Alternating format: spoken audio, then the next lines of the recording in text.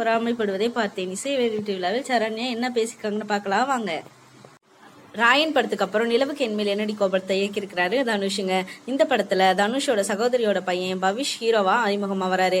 அவருக்கு ஜோடியா அனிகா சுரேந்திரன் நடிச்சிருக்காங்க. அது தவிர மாத்யூ தாமஸ், பிரியா வாரியர், வெங்கடேஷ் மேனன், சரண்யா இவங்களும் நிறைய சேர்ந்து நடிச்சிருக்காங்க. தனுஷோட ஒண்டர்பார் நிறுவனம் தாங்க இந்த படத்தை தயாரிச்சிருக்குங்க. இதுல ஜிவி பிரகாஷும் இதை இசையமைச்சிருக்காரு. இந்த படத்துல வர எல்லா பாடல்களும் ட்ரெய்லர்களும் வெளியாகி ரசிகர்களோட கவனத்தை அதிகமா ஈர்த்திருக்குங்க. இந்த நிலையில தான் இந்த படத்தோட இசை வெளியீட்டு விழா இன்னைக்கு நடைபெற்றுச்சுங்க. இந்த நிகழ்ச்சியின் போது சரண்யா பொன்வண்ணன் என்ன பேசினாங்கன்னா, எனக்கு ரொம்ப சந்தோஷமா இருக்கு. எப்படி நான் நடிச்ச நாயகன் படத்தை இன்னும் பேசிட்டு இருக்காங்களோ அதே போல விஐபி படத்தை இன்னமும் பேசிட்டு தான் இருக்காங்க. என்ன வெளியே பார்க்கும்போது சில தனுஷோட அம்மா வராங்கன்னு தான் சொல்லுவாங்க. அதை கேட்குறப்ப எனக்கு ரொம்ப சந்தோஷமா இருக்கும். சினிமா தனுஷோட ஒரு குடும்பமாவே என்னை நினைச்சிருச்சு. இவ்வளவுனா தனுஷ் என் மகனா இருந்தாரு. இந்த செட்ல பவிஷ் தான் என்னோட மகன்னு சொல்றோன்னே தனுஷுக்கு அதை பொறாமப்படுறத நான் பார்த்தேன்.